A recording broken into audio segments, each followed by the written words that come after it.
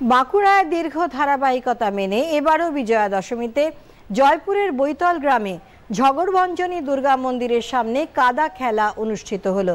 এলাকার 8 থেকে 80 নারী পুরুষ নির্বিশেষে সকলেই অংশ নিলেন ব্যতিক্রমী এই আনন্দ উৎসবে।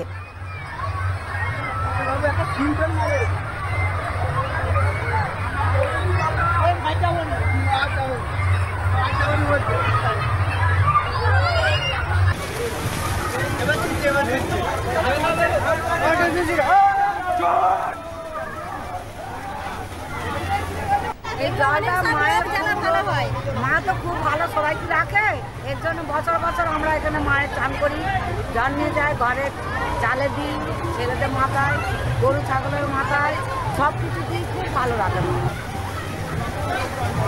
এই কাদা খেলার ঐতিহ্য বিষয়ে জানিয়েছেন মন্দিরের পুরোহিত।